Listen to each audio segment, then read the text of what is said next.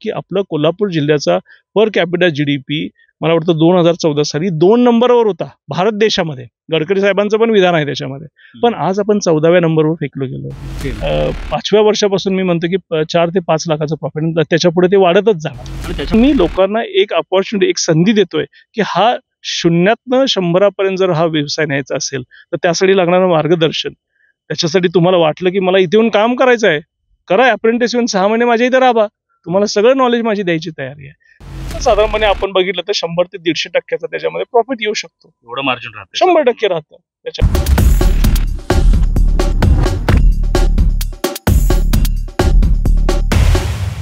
साहेबांच्या वेगळ्या शेताच्या वेगळ्या भागात आलोय, वरती शेततळ आहे आणि त्याच्यानंतर इथं आलोय. आता इथे ही नारळीची लागवड केली तुम्ही. बरोबर. नारळीची लागवड करण्याचा काय उद्देश आहे? कारण वेगवेगळे पिकांचे प्रयोग तुम्ही तर वरती केलेलेच आहेत. यामध्ये इथं चांगला ऊस किंवा इतर लागवड चांगली करता आली असते, कारण पाण्याचं मुबलकता इथं आहे. तर याच्या पाठीमागे काय उद्देश आहे? कसं असतं, नेहमी प्लॅनिंग करताना आपण शॉर्ट टर्म, मीडियम टर्म आणि लॉंग टर्म अशा 3 सेगमेंट्समध्ये करतो. शॉर्ट टर्म म्हणजे कसे 1 ते 3 महिन्याची मध्ये असलेली पिकं. मग त्याच्यामध्ये आलं असू शकतं, कोथिंबीर असू शकते. मग त्याच्यानंतर 6 महिन्याला येणाऱ्या पिकामध्ये एकदा आल्यानंतर तुम्हाला 6 ते 1 वर्षामध्ये येणाऱ्या पिकामध्ये तुम्हाला आंबा आहे, आमसूल आहे, त्याच्यानंतर असणारे मला वाटतं आपण मग पेरू सांगितले. ह्या सगळ्या गोष्टी आहेत. आणि लॉंग टर्ममध्ये मी ज्यावेळी बघतो ही जी तुम्हाला TD म्हणतात, त्याला ड्वार्फ व्हरायटी आहे नारळाची, ते मी लावलेले आहेत. म्हणजे हे आम्ही आमच्यासाठी लावलेलं नाही तर आमच्या मुलांसाठी पुढे लावलेलं आहे. काय याचा अर्थ आहे? कारण ह्याच्यापासून असणारे नारळ, त्याच्यापासून असणारे नारळाचे तुम्ही वेगवेगळे त्याला प्रोसेसिंग करून त्याचे करवंटापासून करणारे तुम्हाला पाय सुतळे असेल किंवा दोरे असतील, त्याला त्याचं असणार भविष्यामध्ये तुम्हाला त्याच्यामध्ये काय करायचं असेल तर या गोष्टी तुम्ही करू शकता. आणि महत्वाचं म्हणजे इथं आम्हाला एक नॅचरल शेड करून स्पायसेस सगळ्यात जास्त म्हणजे आपले जे मसाले म्हणतात हे अतिशय महाग असतात आणि ह्या नॅचरल सावलीमध्येच त्यांना मसाले बनवणं शक्य होतं. त्यामुळे 2 ते 3 वर्षांनी ज्यावेळी त्यांची हाईट एक 8 ते 10 फुटापर्यंत जाईल त्यावेळी आम्ही त्याच्यामध्ये मसाल्याचं उत्पादन घेणार. मग त्याच्यामध्ये मिरी आली, जायफळ आलं, बाकी बरेच वेलदोडा आला, ह्या सगळ्या गोष्टी आम्ही या नारळाच्या वाफ्यामध्ये व येणाऱ्या भविष्यामध्ये घेणार. स्पायसेस याच्या अंडर असं पण होणार आहे. हो, नक्की. दुसरा मगाशी बोलताना तुम्ही मुद्दा बोललात की वरती माशांचे जे विष्ट आहे त्याचाही म्हणजे वरतीच शेततळ आहे आणि त्याचाही इथे एक खत म्हणून वेगळा वापर या वाफ्यासाठी तरी इकडे शेताला होतोय. तुम्ही शेताची बघितले तर हाईट लेवल असा आम्ही याच्यामध्ये विचार केलेला आहे. तर शेतामध्ये इलेक्ट्रिसिटीचा वापर कमी करून सायफनच्या माध्यमातून जे मासे असलेले ज्यावेळी पाणी खाली येतं त्याच्यामध्ये जे विष्ट असतात त्याच्यामध्ये सगळे लागणारे मिनरल्स किंवा जी सुपीकता आणण्यासाठी जमिनीला जे लागतं ते त्या माशाच्या विष्ठेमध्ये पाण्यातून इकडे त्यामुळे येतं. त्यामुळे आमचं 10 ते 15% उत्पन्नही शेतीचं वाढतं. त्यामुळे जर आमचं शेतीमधलं ऊसाचं उत्पादन जर बघितलं तर बाकीच्या आजूबाजूचे रेफरन्सचे जे शेतकरी आहेत त्यांच्यापेक्षा आमचं 15 ते 20% असण्याचं एक महत्वाचं कारण शेततळ्याचा फायदा नकळतपणे असाही झाला आहे जमिनीची सुपीकता वाढण्यासाठी. त्यामुळे तुम्ही विचार करताना शेतीचं माझं या याच्यामध्ये वाफ्यात हे लावले ते म्हणून तुम्हाला इंटिग्रेटेड शेतीचा विचार करावा लागेल की एकाचा इम्पॅक्ट कसं. वेगळा विचार आहे कारण नॉर्मली आपल्याकडे परंपरागत शेती करताना लोक हा विचार कधी करत नाहीत. म्हणजे मी ज्या भागातून येतोय किंवा ज्या शेतकऱ्यांच्याकडे मी फिरतोय लोक एकच म्हणतात की अरे आता आम्हाला सांगू नका शेती कशी करायची, कारण त्यांना वाटतं की आम्ही परंपरागत शेती करतोय याचा अर्थ शेती आम्हाला शिकवायची गरज नाही. परंतु तिथंच ती चूक होते की ज्याच्यात मार्गदर्शन घेणं गरजेचं असतं, त्याच्यात खूप सारी माहिती घेणं, आपल्या सगळ्या तज्ज्ञ लोकांच्याकडे जाऊन हे भेटणं, माहिती घेणं हे गरजेचं असतं. आणि याचसाठी आम्ही हे व्हिडिओज बनवतो की बाबा हे गरजेचं आहे. जसं आपल्या पोराला चांगली नोकरी मिळू देत म्हणून आपण शिकवतो, तसंच आपण चांगली शेती व्हावी यासाठी ते शिकणं गरजेचं आहे, त्याची माहिती घेणं गरजेचं आहे. ते प्रयोग करताना खूप वेळेला चुकतात, लॉसमध्ये जातात, परंतु त्यातनं कसं उभारायचं. कारण आता हे जे झाडाबद्दल काही माहिती सांगत होता मगाशी तुम्ही की याच्यासाठी 2 वर्ष तुम्ही वाट पाहिलीत काहीतरी. हे कोणतं झाड आहे? म्हणजे लोक प्रेमामध्ये वाढ बघतात, आम्ही झाडामध्ये वाढ बघितली असं म्हटलं तरी काय हरकत नाही. आता ही जे एक 5-6 झाडं दिसतात ही अवोकाडोची झाडं आहेत. सी मी याच्यामध्ये बाहेर देशामध्ये फिरल्यानंतर जे विजन येतं ते ह्याच्यासाठीच की अवोकाडो ही आता सध्या म्हणजे तुमच्या हार्टसाठी जर भारतामध्ये जर बघितलं तर जास्तीत जास्त आपण तेलकट, तुपकट आणि जास्त गोड पदार्थ खातो आणि त्याच्यामुळे हार्टचे सगळ्यांना प्रॉब्लेम्स येतात. जसं चायनामध्ये सोया सॉस खाल्ल्यामुळे त्यांना कॅन्सर जो होतो तो त्यांचा मोठ्या आतड्याचा त्यांना किंवा छोट्या आतड्याचा इंटेस्टाईनचा कॅन्सर असतो. तसं आपल्याला हार्टचे प्रॉब्लेम सगळीकडे आहेत. त्यामुळे अवोकाडो ही असं आहे त्याच्यामध्ये जे फॅटी हे असतात ते चांगले कोलेस्ट्रॉल म्हणजे गुड कोलेस्ट्रॉल ज्याला म्हणतात ते त्याच्यामध्ये अवोकाडोमध्ये असतात. आणि हे फळ जसं किवी न्यूझीलंडचं आपण म्हणता की प्लेटलेट्स कमी झाला किंवा रक्ताचं अभिसरण वाढवण्यासाठी आपण किवी खातो, त्याच पद्धतीचं हार्टची कंडिशन चांगली राहण्यासाठी अवोकाडो हे अतिशय महत्त्वाचं फ्रूट आहे. आणि हे भविष्याचं व्हिजन डोक्यात घेऊन मी आता हे 2 वर्ष बघितलं की इथे ही झाडं चांगल्या पद्धतीनं जगू शकतात का, या मातीला सूट होऊ शकतात का, म्हणजे या हे मूळ पावसाला- कुठलं आहे, कुठली वनस्पती आहे? हे जास्त करून ब्राझील असेल किंवा आफ्रिका इथून आलेला आहे किंवा मेक्सिको, स्पेशली लॅटिन अमेरिकन कंट्रीजमध्ये अवोकाडो, कारण त्यांच्या याच्यामध्ये वाकामोले हे जे सारखे त्यांचे काय म्हणतात ते लोकल फूड आहे, त्याच्यामध्ये याचा उपयोग होतो आणि हे अवोकाडोचा. आपल्या मातीमध्ये, आपल्या वातावरणामध्ये टिकू ते शकतं, चांगल्या पद्धतीने येऊ दिसून आलं. आणि महत्त्वाची गोष्ट म्हणजे मला संशोधन केंद्र जी आहेत किंवा कृषी संशोधन केंद्र त्यांच्याबद्दल माझं चांगलं टाईप आहे. मी त्यांना रिक्वेस्ट केली होती की याच्यामध्ये देशी व्हरायटी अवोकाडोची डेव्हलप करा, ज्याच्यामध्ये वेट चांगला असेल, त्याची प्रोडक्टिव्हिटी चांगली असेल आणि आमच्या भौगोलिक वातावरणाला सुटेबल आणि किडेला सुद्धा बळी पडणार नाहीत अशी पाहिजे. याला फळं कधी येतात आता? साधारणपणे मला वाटतं 2 ते 3 वर्ष तुम्हाला त्याच्यामध्ये त्याची काळजी घ्या, 3 वर्षानंतर त्याचं प्रोडक्शन वाढायला फळं लागतं. येतात. याच्या फळांना मार्केट कुठे आहे? म्हणजे डायरेक्ट सेल जाऊन शहरामध्ये किंवा फळ मार्केटला करू शकतोय? नक्की करू शकता. तुम्ही जर आता ईबेवर गेला तर साधारणपणे एक फळ जे असतं नॉर्मल मीडियम साईजचं ते साधारणपणे 300 रुपयाला आहे. ओके. फळ किलोमध्ये देत नाही, ते फळावर केलं जातं साईजवर, साधारणपणे 300-400 रुपये. साधारणपणे तुम्ही विचार केला केळी तुमची किती किलो असतात? 30 रुपये, 40 रुपये. त्यामुळं तुम्ही प्रोडक्शन घेताना आपण भविष्याचा विचार करून तुम्हाला जास्तीत जास्त मी सांगितल्याप्रमाणे स्क्वेअर फूटमध्ये शेती केली आणि तुम्हाला पर केजी व्हॅल्यू ज्याची जास्त आहे त्याची करावी लागेल आणि असाच त्यामुळे विचार market करावा मध्ये लागणार असाच विचार करावा लागेल. कारण लोक आता हेल्थ कॉन्शियस व्हायला लागलेत साहेब, हो, आणि हो. लोकांना ना हेल्थ बद्दलच नाही तर आपल्या कुटुंबाच्या सगळ्यांच्या लोकांच्या बद्दल ना एक जाणीव व्हायला लागली की मला चांगलं चांगलं खायचं आहे, मला सेंद्रिय खायचं आहे, आणि त्यासाठी 10 रुपये 20 रुपये एक्स्ट्रा जाऊ देत, परंतु ते चांगले चांगले घ्यायला बघतायत. आणि अशी जेवढी शेती आपण करू त्यांच्या समोर असे प्रोडक्ट्स घेऊन जाऊ मार्केटमध्ये, ऑफकोर्स ते खपतात, चांगल्या रेटमध्ये खपतात. हे प्रयोग आपण शेतकऱ्यांनी करायला पाहिजेत. साहेबांना हे सांगायचं आहे. आणि महत्वाची गोष्ट याच्यामध्ये अशी आहे की तुमच्याकडे एवढं गुंठा किंवा एकर रान नसेल तर म्हणू नका साहेब तुमच्याकडे रान आहे आणि आमच्याकडे नाही आहे. याच्यामध्ये तुम्ही गट शेती करू शकता. म्हणजे 10 लोक एकत्र येऊन तुमच्याकडे 10 गुंठे असतील, 10 झाले ना तुमचे 100 गुंठे. तुम्हाला फार्मर्स प्रोड्युसर कंपनी करा, ज्याच्यामध्ये तुम्हाला प्रायव्हेट आणि सहकारी तत्वावर चालणाऱ्या संस्थांना जे अनुदानाला ते एलिजिबल आहेत ते तुम्हाला फार्मर्स प्रोड्युसर कंपनीमध्ये करू शकता.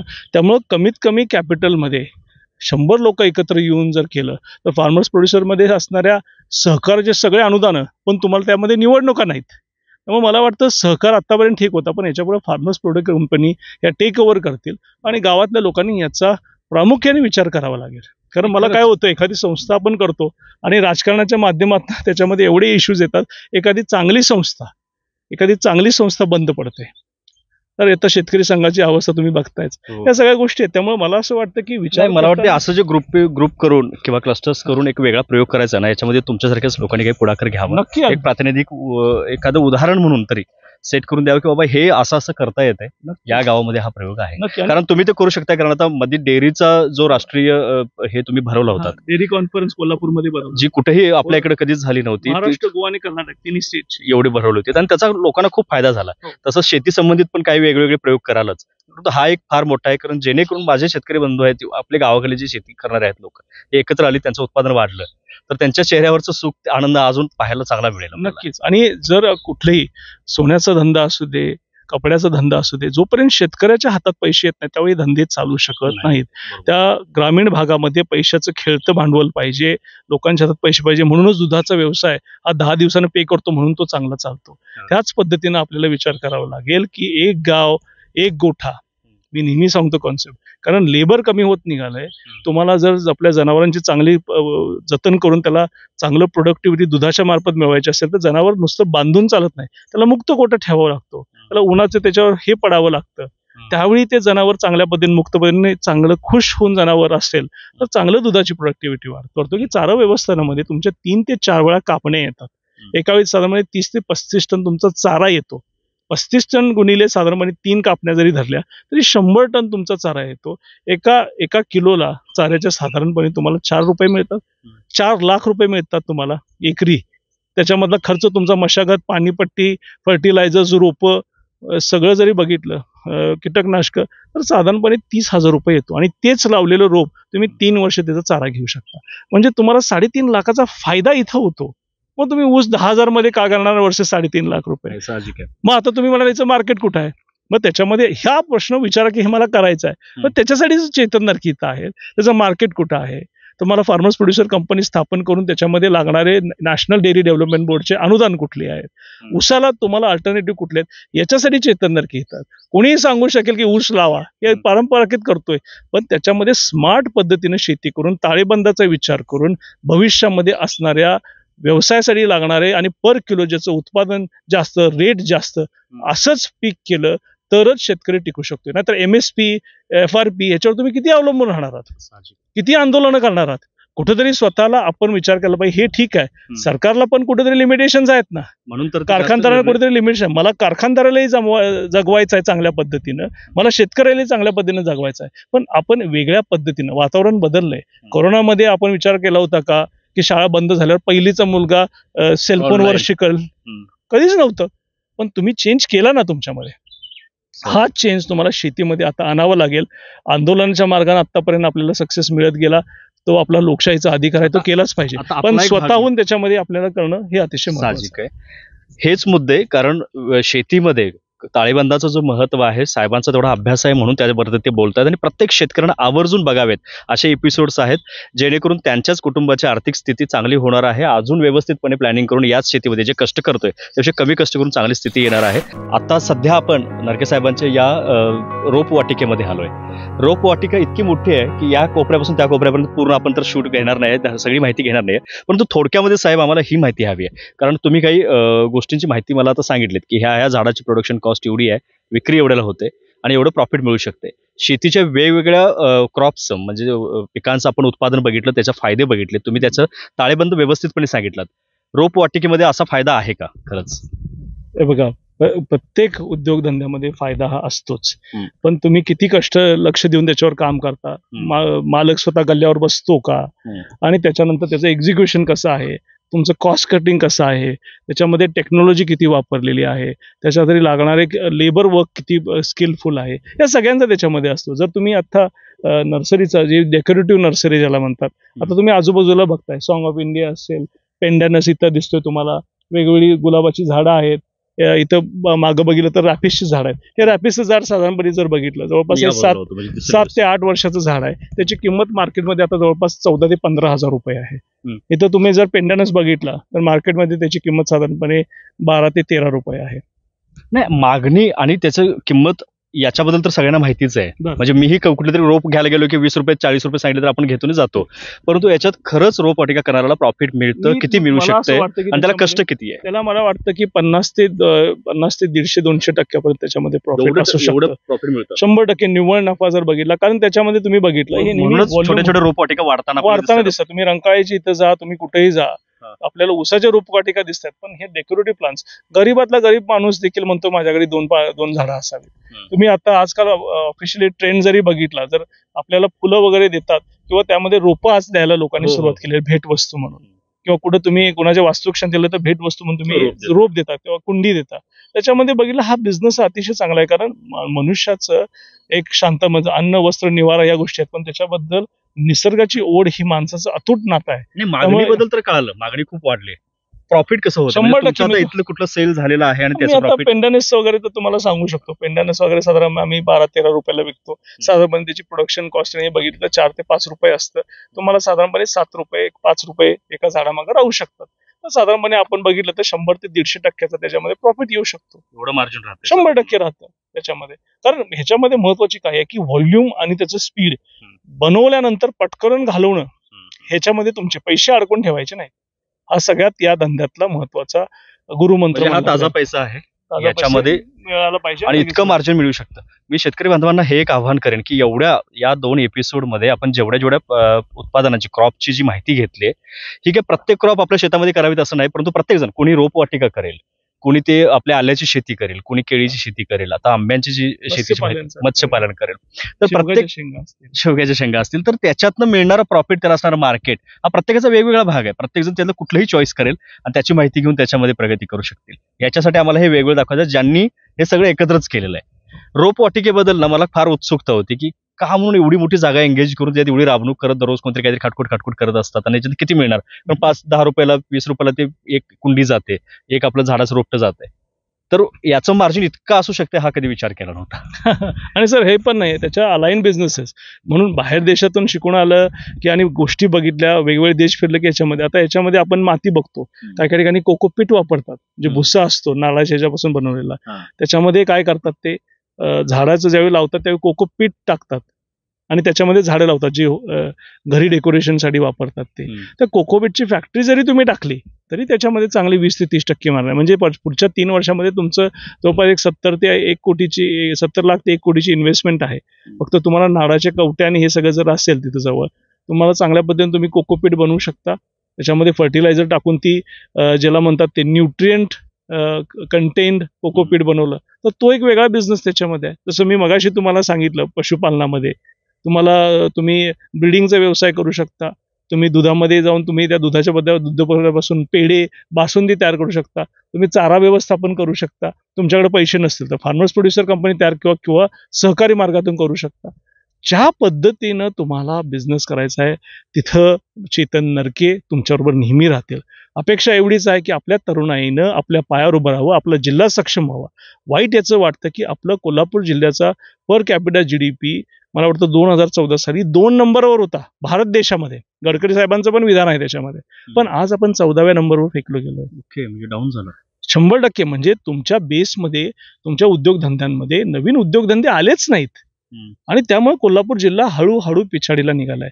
त्यामुळे धोरणात्मक निर्णय हे अतिशय महत्त्वाचे आणि म्हणूनच मी लोकसभा लढवण्याचा जो मी इच्छा व्यक्त केली हीच होती की कुठेतरी धोरणात्मक निर्णय भविष्याच्या 20 वर्षाचा विचार करून त्याचा वेध घेऊन घेणं महत्वाचे होते शिक्षणाच्या धोरणामध्ये. कारण आपण सध्या साधा ह्याचा जरी विषय घेतला, आपलं स्पर्धा परीक्षा 2025 पण चेंज होणार, पण त्याच्याबरोबर 5वी पासून असणारं ट्रेनिंग सुद्धा बदललं पाहिजे. म्हणजे शैक्षणिक धोरणात त्याच्यात चेंज झाला पाहिजे. हा विषय कोणी उचलतच नाहीये.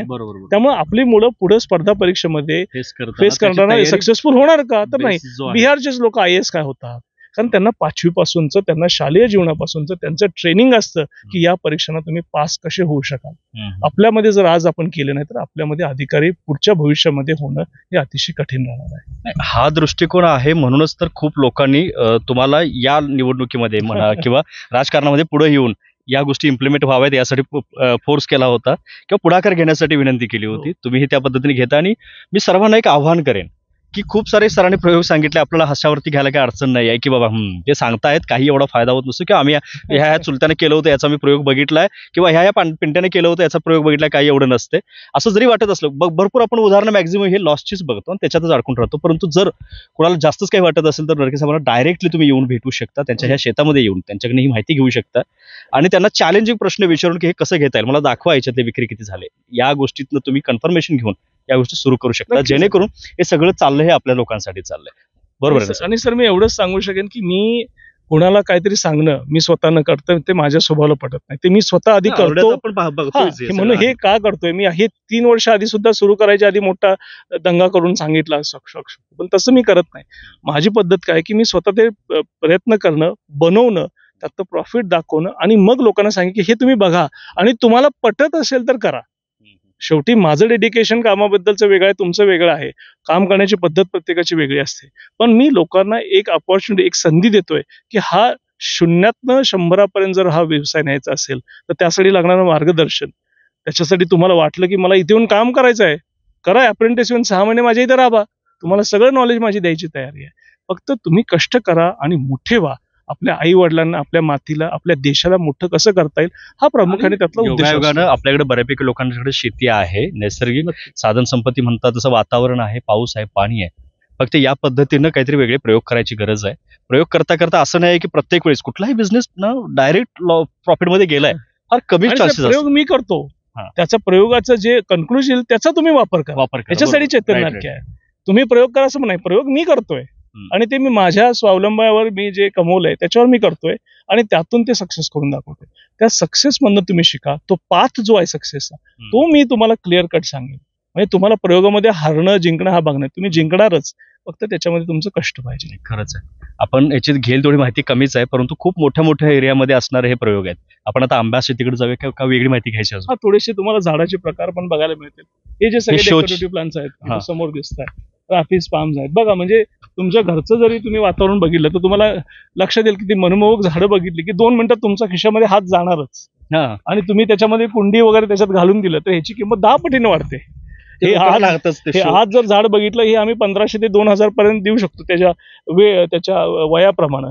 पण जर हेच झाड तर तुम्ही कुंडीमध्ये छान केलं तर जवळपास 7,000 रुपयाला जातं. हा. त्यामुळे तुम्ही कसं त्याचं मार्केट करता हे तुम्हाला माहित पाहिजे. तुम्ही जर जस्ट कॅमेरा तुम्ही झाडं अराउंड shows. बघितला तर लक्षात येईल की किती त्याच्यामध्ये व्हरायटी आहे. आणि हे मनुष्यातला तुमच्या बेसिक इन्स्टिंग मधला प्रकार जो आहे, जे आपलं नातं असतं ते झाडांशी असतं. झाडं बोलतात म्हणतात, कधी कधी लोक त्याच्यावर कविता करतात, कवयित्री त्यांच्याशी बोलतात, प्रेमाच्या गोष्टी करतात. झाडं त्या पद्धतीने तुम्हाला हे करतात. असं म्हणतात कधी कधी की 100 शिव्या घातल्या एखाद्या झाडाला तर ते झाड मरून जातं. त्यालाही जीव असतो, त्यालाही सांभाळायला Feeling लागतो. असते, संवेदना आणि असते. हे आपल्याला खरोखर आपण जे ॲज अ ह्युमन म्हणून जो टच असतो तो आपल्याला झाडाच्या माध्यमातून दिसतो. आणि हे तुम्हाला पोटे या व्यवसायातून करावं लागेल. लोकांशी, तुमच्या ग्राहकाशी कनेक्ट व्हावं लागेल. त्यांच्या आवडीनिवडी जाणून घेऊन त्या पद्धतीनं तुम्हाला ह्या नाही, व्यवसायात हा ग्रोईंग व्यवसाय आहे सर. कारण का लोक आता खूप जागरूक झालेत. तुम्ही जसं म्हटलात ना, ते एक अटॅचमेंट असते. म्हणजे बऱ्यापैकी लोक आता घरामधले, शेजारी, ऑफिसमध्ये प्रत्येक ठिकाणी आपले प्लांट्स ठेवतायत. याच्यात एक गोष्ट मला तर जाणवली की एवढ्याशा एरियामध्ये जर तुम्ही सांगितलं की हे एक झाड कुंडीमध्ये वगैरे व्यवस्थित करून 5-7 हजारला जात असेल, तर एवढ्याशा एरियामध्ये किती उत्पादन मिळते? ते आता तर त्यालाच हेच calculation बघा ना, एवढ्यात जेवढी झाडं दिसत आहेत याच्यात तर लाखाचं उत्पादन झालं. हो. म्हणजे हा एक फायदा आहे या रोपवाटिकेचा अशा पद्धतीने उत्पादन घेण्याचा. बरोबर आहे ना सर? नक्कीच. चला मग आता पुढल्याकडे जाऊ. आता आपण अल्ट्रा हाय डेन्सिटीमध्ये मँगो येस, फार्मिंग ज्याच्याबद्दल मला सगळ्यात जास्त उत्सुकता होती, यांच्या फार्म हाऊसकडे आल्यानंतर, यांच्या शेतीमध्ये आल्यानंतर सगळ्यात नजरेसमोर दिसतं ते आंब्यांची झाडं. एकदम असे डेन्स फॉरेस्ट सारखं दिसतंय. त्याच्याबद्दलची माहिती घेऊया. नक्कीच. दर्शक हो, शेतीतले वेगळे प्रयोग पाहण्याची आम्हाला पण खूप हौस होती. नरके साहेबांच्या या शेतीच्या प्रयोगामध्ये फिरण्यासाठी आम्ही यांच्यासोबत फिरलो. जवळजवळ 200 एकराचा प्लॉट फिरता फिरता आम्हाला स्वतः नाकीनऊ आलेत. आणि शेवटी जिथं सगळ्यात मोठा जो प्रोजेक्ट आहे त्यांचा, जो आलेला आहे इथं दिसतोय, हा आंब्याची झाडं लावलेलं आहे. एक मोठे डेन्स फॉरेस्ट सारखं झालेलं आहे, वाढ झालेली आहे ही. तर याच्याबद्दलची साहेब मला पहिल्यांदा आलेला उत्सुकता होती. म्हणजे आपण वेगवेगळे तिकडचे आल्याच्या शेतीपासून इतर शेती बघितली, परंतु हे जे नेमका प्रयोग आहे तुमचा, एवढ्या जवळजवळ झाडं लावून एक वेगळ्या आंब्याची, जिथं चांगलं वेगळी ऊसापासून वेगळे उत्पादन घेता आली असती, तर तिथं तुम्ही आंब्याची झाडं लावलेत. तर हे का? तर बघितलं, मी तुम्हाला सांगितलं ट्रेडिशनल ऊसाचं पीक हे महत्वाचं आहेच का? आहे 100%. तो प्रत्येकाच्या शेतकऱ्याचा एक उत्पादन म्हणजे अल्टरनेट क्रॉप्स म्हणतात त्याच्यातला एक भाग असतो. आता तुम्ही मगाशीच बघितले, आपण शेवगा घेतलेला आहे, आलं घेतलेलं आहे. आता आपण नाचणी आणि गहू पण आपण खाली दाखवतो. ड्रॅगन फ्रुट्स बघितलेले आहेत. त्याच्यानंतर अवोकाडोची झाडं लावलेली आहेत, नारळ लावलेले आहेत, डेकोरेटिव्ह प्लांट्स बघितले. याचा अर्थ असा आहे की मी तुम्हाला सांगितलं, शॉर्ट, मिडियम आणि लॉंग टर्म या 3 ह्याच्यामध्ये तुमचे क्रॉप्सचे पॅटर्न तुम्हाला ठरवावे लागतात. आता हा जो आंब्याचा आहे तुम्ही लॉंग टर्म मध्ये घेतलेला आहे, तर हे आम्ही नसलो तरी आमच्या पुढच्या पिढीला देखील हे आंबे खायला मिळणार. जसं नारळाचं म्हटलं की आम्ही पुढच्या पिढीसाठी लावलेली ही झाडं आहेत, त्याच पद्धतीने आपल्याला विचार करावा लागेल. जर याच्यामध्ये ही नवीन अल्ट्रा हाय डेन्सिटीमध्ये अति घन लागवड याला म्हणतात.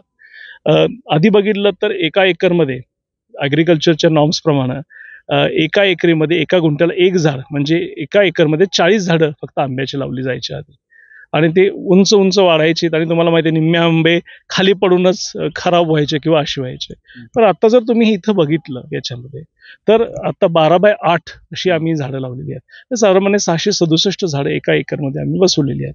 याच्यामध्ये आम्ही डोम शेप तयार करतो आणि सगळ्या हाताच्या रीचला असणारे त्याचं आंबे असतील त्याला आम्ही प्लास्टिक कव्हर घालू शकतो आणि आंब्याचं 100% मॉर्टॅलिटी व्यवस्थित ठेवून आम्ही ते विकायला करू शकतो.